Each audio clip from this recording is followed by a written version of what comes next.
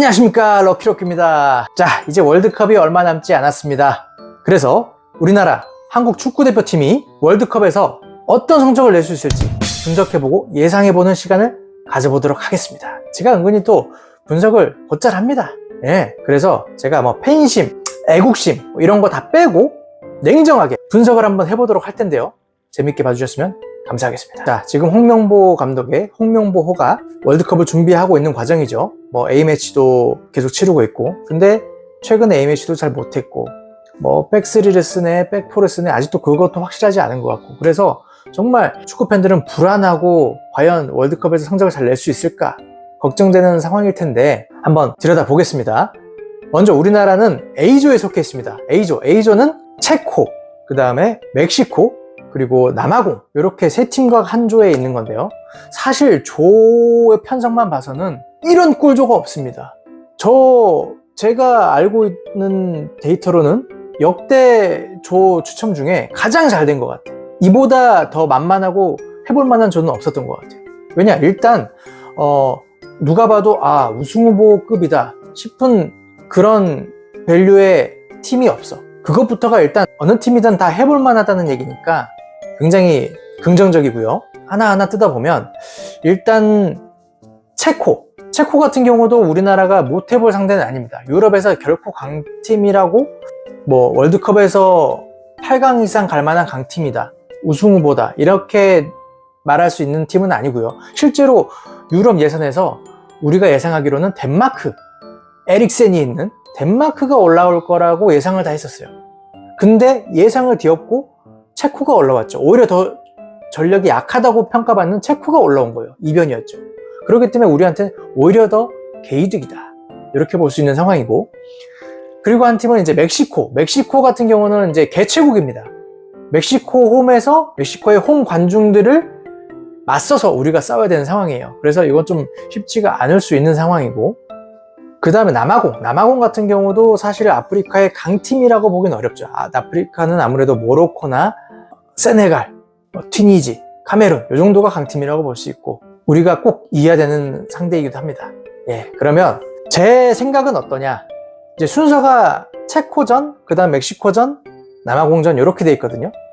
그래서 전문가들 생각하기에는 조 추첨도 잘 돼 있고, 이거는 우리가 굉장히 좋다, 좋은 성적을 기대할 수 있다, 그래서 16강 내지는 8강 이렇게 갈 수 있다, 이런 생각들을 하는 사람들이 있어요. 근데 저는 냉정하게 얘기했을 때, 그리고 이걸 말씀드려야 돼요. 지금 이번 월드컵부터는 원래는 32개 팀이 8개 조로 구성이 돼서 그 중에 상위 2팀만 16강 토너먼트에 올라가서 16강, 8강, 4강 결승 요렇게 해가지고 대회가 끝나는 이런 시스템이었는데, 이제는 우리가 예전부터 우리의 목표는 16강 진출입니다, 16강 진출을 하면 잘했다 이랬었는데, 이제는 16강 진출이라는 게 아니라 조별 예선이 끝나면은 48개국에서 32강을 갑니다. 그래서 조에서 2위가 아니라 3위까지도 각 조 3위들이 대결을 해가지고 성적이 좋은 3위 팀까지도 올라갈 수가 있어요. 32강까지. 그런 상황이기 때문에 사실 조별 예선 통과는 거의 우리 입장에서는 당연히 해야 되는 상황. 32개국일 때도 16강을 할까 말까 했는데 48개국으로 늘어났다는 거는 그만큼 더 좀 떨어지는 팀까지도 조에 들어오게 됐다는 얘기예요. 쉽게 말하면 남아공 같은 팀이죠. 그런 팀까지 있는 상황이면 이거는 웬만하면 3위는 할 수 있는 거고, 3위를 한다는 얘기는 32강은 간다는 얘기입니다. 그렇기 때문에 32강까지도 못 간다는 상황은 진짜 이거는 실패 중에 대실패예요. 조별리그 꼴찌로 떨어진 거랑 마찬가지인 거예요. 그러니까 요거는 32강을 못 가면 말이 안 돼. 그래서 당연히 다들 또 전문가들도 32강은 당연히 갈 것이고, 이제 잘 하다 보면은 16강까지도 노려볼 수 있다. 토너먼트는 단판 승부고 어떻게 될지 모르니까 항상 하는 말이죠.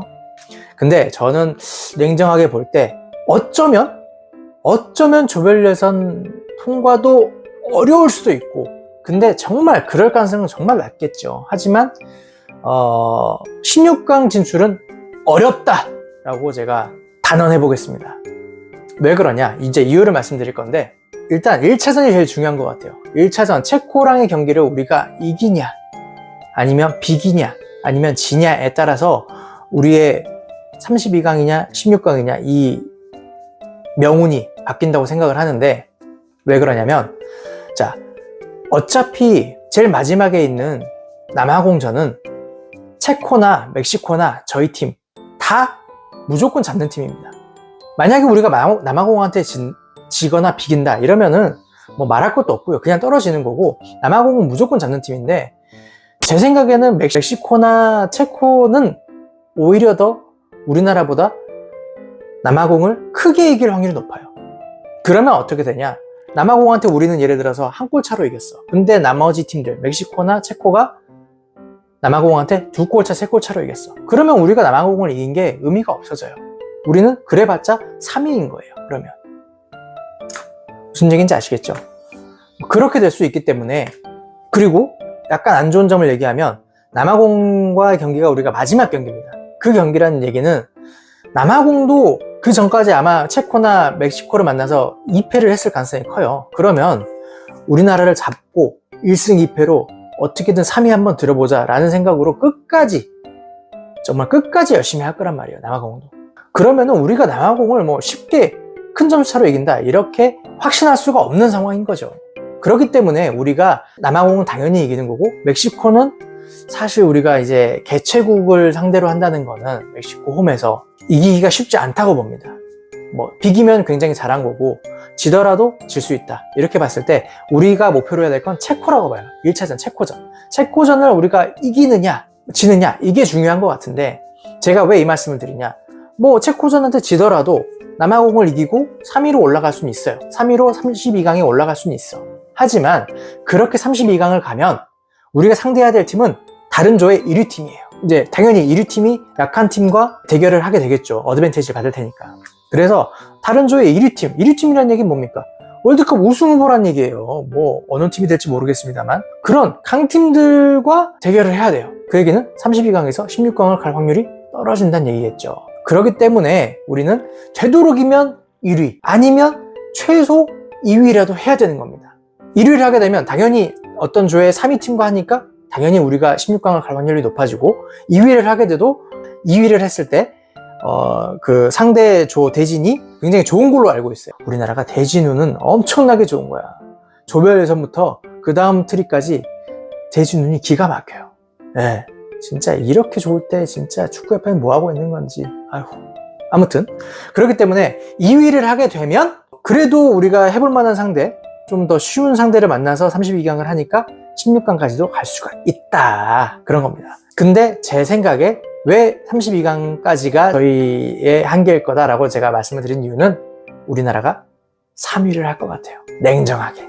지금까지 우리나라 홍명보의 지금 행보를 보면 그래요.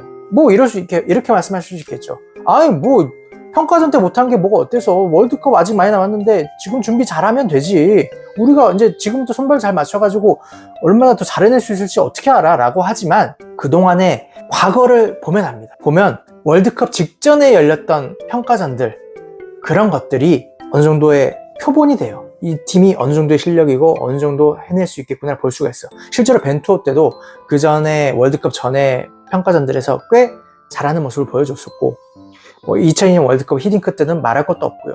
프랑스랑도 좋은 경기하고 잉글랜드랑도 좋은 경기하고 그랬으니까, 이런 것처럼 직전에 이 한 달 전 요때까지도 안 만들어진 팀이면 사실 월드컵 때 갑자기 잘하긴 쉽지 않다. 그리고 심지어 아직까지도 포메이션에 대해서 뭐 명확하게 이렇게 가져간다 이런 것도 어려운 상황이고, 그리고 또 하나, 이번에 이제 월드컵은 이제 약간 4쿼터제입니다. 그러니까 전반 45분, 후반 45분 이렇게만 있는 게 아니라 그 중간에 전반 45분 중간에 22분에 하이드레이션 브레이크라고 해가지고 또 약간 작전 타임 같은 시간이 있어요. 그때 이제 감독들의 역량이 들어가 나는 겁니다.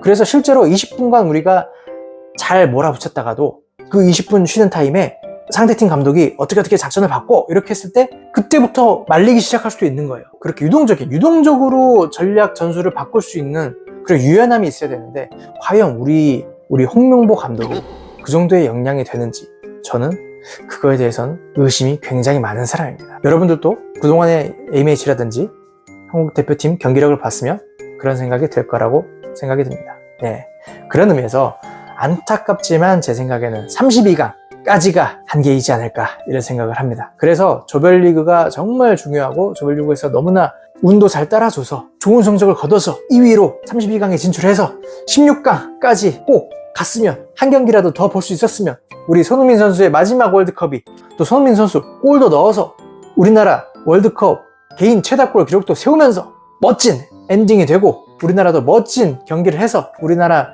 팬들한테 좋은 선물을 줄 수 있었으면 좋겠습니다. 그런 마음으로 한번 찍어봤습니다. 자, 여기까지 어쨌든 다 제 생각이고요. 반박 시에는 아시죠? 다들 또 축구 보시는 눈이 다르시고 또 응원하는 마음이 다를 수 있으니까요. 댓글로 여러분들 의견을 쫙 남겨주시면 감사하겠습니다. 악플도 언제나 환영입니다. 네, 어쨌든 저도 축구 팬이고, 우리나라 선수들이 뭐 홍명보나 축구협회의 그런 그지 같은 행보와는 별개로 본인들의 실력을 120%, 130% 발휘해서 잘해줬으면 좋겠습니다. 한국 축구 화이팅입니다. 이렇게 간절히 바라보면서 영상을 만들어 봤습니다. 오늘 영상은 여기까지입니다. 이 영상을 봐주신 모든 분들이 행운이 가득하길 바라겠습니다. 안녕!